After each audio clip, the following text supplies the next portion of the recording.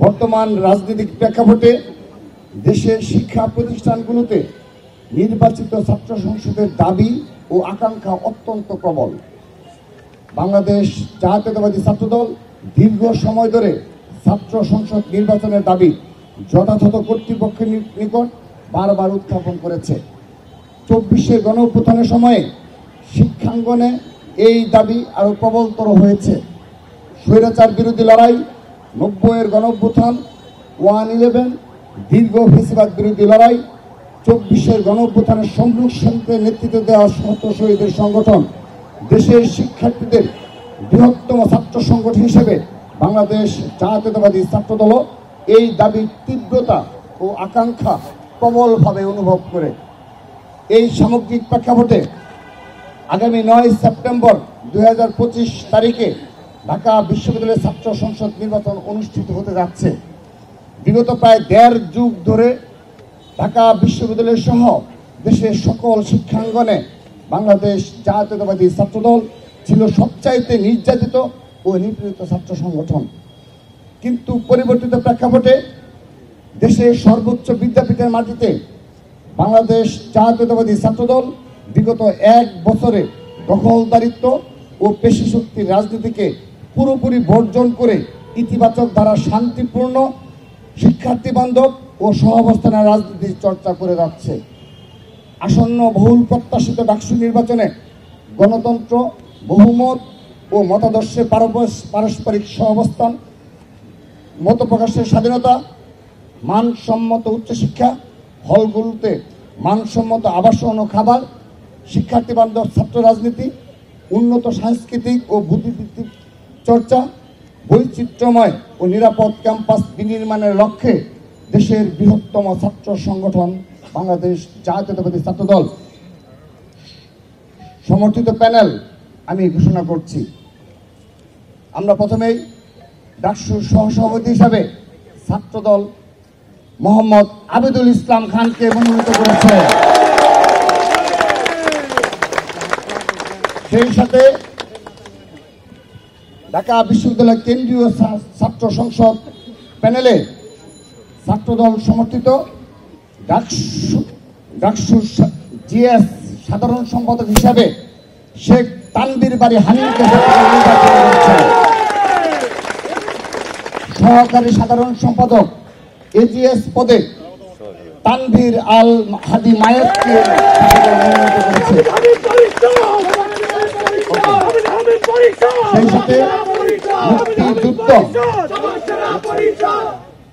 সেই সাথে মুক্তিযুদ্ধ ও গণতান্ত্রিক আন্দোলন বিষয়ক সম্পাদক হিসাবে আরিফুল ইসলামকে ছাত্রদল মনোনীত করেছে। বিজ্ঞান ও প্রযুক্তি বিষয়ক সম্পাদক হিসাবে এহসানুল ইসলাম ছাত্রদল মনোনীত প্যানেলে ভোট করবেন। কমন রুম, পাঠকক্ষ ও ক্যাফেটেরিয়া বিষয়ক সম্পাদক হিসাবে যেমন ফারিয়া ইসলাম মেঘলাকে ছাত্রদল মনোনীত করেছে। আন্তর্জাতিক বিষয়ক সম্পাদক হিসাবে মোহাম্মদ মেহেদি হাসানকে আমরা মনোনয়ন দিয়েছি। সাহিত্য ও সংস্কৃতি বিষয়ক সম্পাদক হিসাবে আবু হায়াত মোহাম্মদ জুলফিকার ইসলামকে ছাত্রদল মনোনীত করেছে। আমরা সেই সাথে একটি বিষয় স্মরণ করে দিতে চাই, গবেষণা ও প্রকাশনা বিষয়ক সম্পাদক হিসাবে 2024-এর 15 জুলাই আহত ঢাকা বিশ্ববিদ্যালয়ের শিক্ষার্থী সানজিদা আহমেদ তন্নির সম্মানে আমরা ছাত্রদলের পক্ষ থেকে গবেষণা ও প্রকাশনা বিষয়ক সম্পাদক পদে পদটি শূন্য রেখে আমরা পূর্ণভাবে সানজিদা আহমেদ তন্নির সমর্থন ঘোষণা করছি। এতে আমরা জুলাই আগস্টের যে আমাদের স্পিরিট এবং চেতনা রয়েছে সেই ছাত্রদল সেই চেতনাকে ধারণ করে এবং তা সত্যিকার বাস্তবে রূপান্তর করে আমরা ক্রীড়া বিষয়ক সম্পাদক হিসাবে চিমচিমা চাকমাকে মনোনয়ন করেছি। ছাত্র পরিবহন বিষয়ক সম্পাদক হিসাবে মোহাম্মদ সাইফুল্লাহ সাইফকে ছাত্রদল মনোনয়ন করেছে। সমাজ সেবা সম্পাদক হিসাবে সৈয়দ ইমাম হাসান অনিককে ছাত্রদল মনোনয়ন ঘোষণা করল। ক্যারিয়ার উন্নয়ন বিষয়ক সম্পাদক হিসেবে আমরা মোহাম্মদ আর কানুল ইসলাম রূপককে ছাত্রদলের পক্ষ থেকে মনোনীত করেছি। স্বাস্থ্য পরিবেশ বিষয়ক সম্পাদক হিসেবে ছাত্রদলের পক্ষ থেকে আনোয়ার হুসাইনকে মনোনীত করেছি। মানবাধিকার ও আইন বিষয়ক সম্পাদক হিসেবে মেহেদী হাসান মুন্নাকে ছাত্রদল মনোনীত করেছে। সেই সাথে সদস্য হিসেবে আমরা যাদেরকে মনোনীত করেছি তাদের নাম আমি এক এক করে বলছি। 1 নম্বর মোহাম্মদ জারিফ রহমান, মাহমুদুল হাসান, নাহিদ হাসান, মোহাম্মদ হাসিবুর রহমান সাকিব, মোহাম্মদ শামীম রানা, ইয়াসিন আরাফাত আলী, মুনিম হাসান ওরফ অঞ্জন রায়, সোয়াইব ইসলাম অমি, মেহরুন্নেসা কেয়া, ইবনু আহমেদ, শামসুল হক আনান, নিত্যানন্দ পাল। এই হলো আমাদের ডাকসু প্যানেল।